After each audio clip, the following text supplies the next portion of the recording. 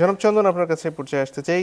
আজকে সংসদে যে বিতর্কগুলো হচ্ছিল তার মধ্যে অন্যতম হচ্ছে এই সংস্কারগুলো নিয়ে কি করা হবে সেটার ব্যাপারে আপনাদের দলের অবস্থানটা কি সেটা শুনতে চাইবো। তার আগে দর্শক আপনাদেরকে জানিয়ে রাখি, আমাদের সাথে এরই মধ্যে যোগ দিয়েছেন জনাব আজিজুল বালী হেলাল, তিনি তথ্য বিষয়ক সম্পাদক বিএনপি।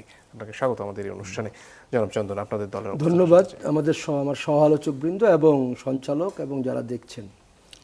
প্রথমত হলো, আমরা সংস্কারের বিপক্ষে না।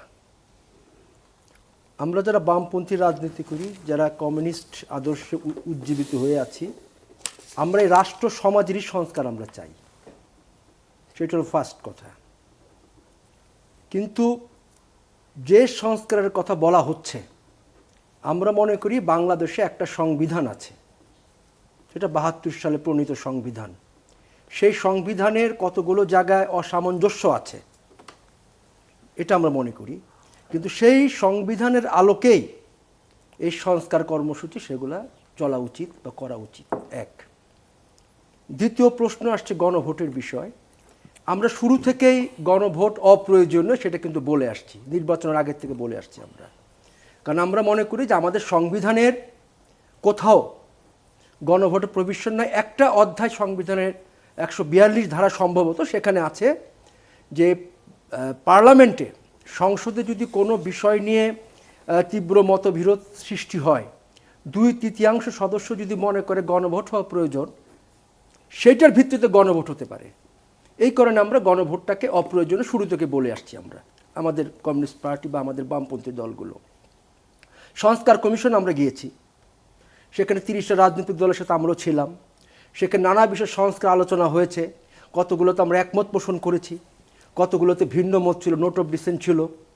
আমরা বলেছিলাম এই যেগুলো আমাদের একমত, যে সমস্ত বিষয় রাজনৈতিক দলগুলো, সেগুলোকে ধরে একটা সনদ তৈরি করা হোক, যেটা আমাদের নেক্সট পার্লামেন্টে যারা নির্বাচিত হয়ে আসেন তার ভিত্তিতে সে আলোচনাগুলো হতে পারে।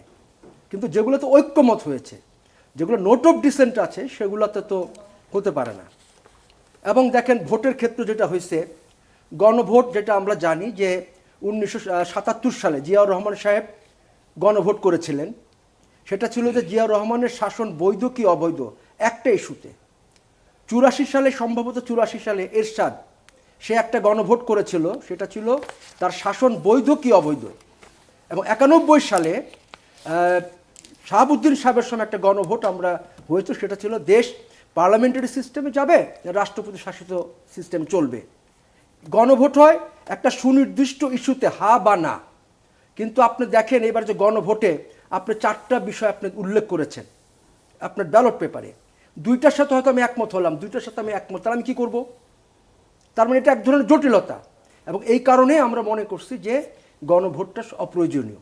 আর আরেকটা প্রশ্ন আসছে এখানে, জুলাই সনদ।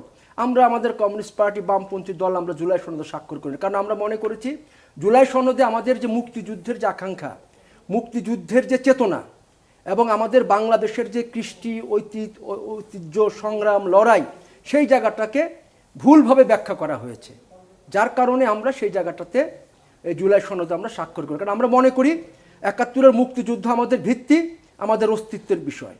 আর আমরা ব্রিটিশ সাম্রাজ্যবাদের বিরুদ্ধে, পাকিস্তানি উপনিবেশিক শাসনের বিরুদ্ধে দীর্ঘদিন ধরে বহু রক্ত ঝরেছে, বহু মানুষের আত্মহত্যা দিয়েছেন।